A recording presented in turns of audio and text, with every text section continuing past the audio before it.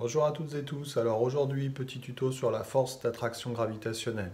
Cette force d'attraction gravitationnelle peut générer beaucoup de problèmes et beaucoup de confusion, notamment avec le poids. Donc je vais faire deux petites vidéos différentes pour pas que ça soit trop long.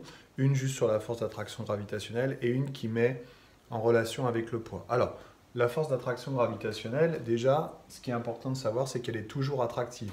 Contrairement à la loi de Coulomb, la force électrostatique qui peut être répulsive, là la force d'attraction gravitationnelle est toujours attractive. Elle est toujours attractive et elle est universelle. Donc ça veut dire qu'elle s'applique à tous les astres, quels qu'ils soient.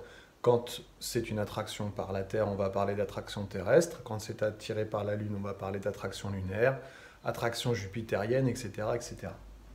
Donc on peut prendre par exemple le système ici Terre-Lune. Ce qu'il est important de bien définir, c'est quel est le système d'étude.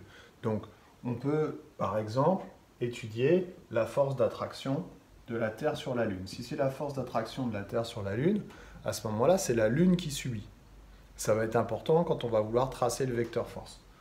La force d'attraction de la Terre sur la Lune, on va pouvoir dire que son expression, c'est granger la constante universelle, qui est toujours donnée, fois la masse de la Terre, fois la masse de la Lune, sur la distance au carré. Alors attention à cette distance. Cette distance, c'est la distance entre les deux centres. Donc si on a des rayons d'astres, parce que les astres sont suffisamment gros, il va falloir les prendre en compte.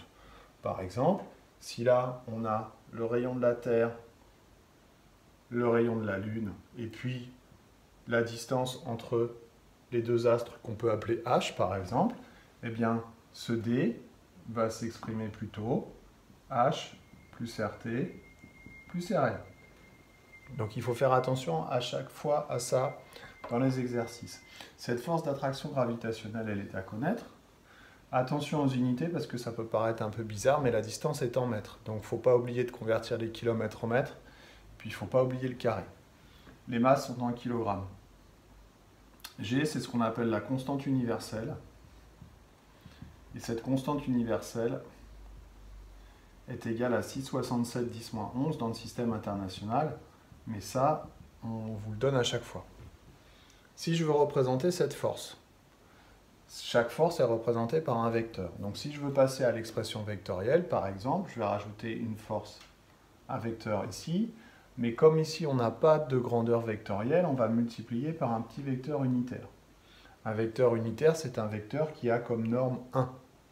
On l'utilise uniquement pour avoir une égalité vectorielle et être rigoureux à ce niveau-là. Donc on peut choisir, alors souvent c'est donné dans l'exercice, mais on peut choisir le vecteur unitaire comme ceci, et à ce moment-là, la force exercée par la Terre sur la Lune est dans le même sens que le vecteur unitaire. Je vais donc tracer le vecteur force comme ceci, force exercée par la Terre sur la Lune, avec l'échelle qui convient en fonction de la valeur, si on me demande de calculer la valeur de cette force. Attention, c'est la Lune qui subit, donc la force, le point d'origine, le point d'application du vecteur part du centre de la Lune. Néanmoins, on peut aussi dire que la Lune exerce une force d'attraction sur la Terre. À ce moment-là, ça sera la force exercée par la Lune sur la Terre. Et on va pouvoir dire que vectoriellement, cette force est égale à moins la force exercée par la Terre sur la Lune. Les deux sont donc opposées. Elles sont opposées en termes de sens, mais elles vont avoir la même direction et surtout la même norme. Je vais pouvoir éventuellement donc tracer l'autre vecteur, mais à ce moment-là, attention, on est sur deux systèmes différents. Donc il faut bien faire attention au système qu'on étudie, soit la Lune, soit la Terre, mais à ce moment-là, vous ne faites pas les deux forces. Si on étudie la Lune, on fait la force exercée sur la Lune. Si on étudie la Terre, c'est l'autre.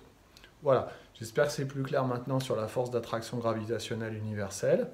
Attention à bien appliquer ça, attention aux unités, attention au carré, attention au vecteur. Il y a beaucoup de choses auxquelles il faut faire attention. Je vous dis à bientôt, laisse-moi t'aider, vite fait, bien fait. Bye bye.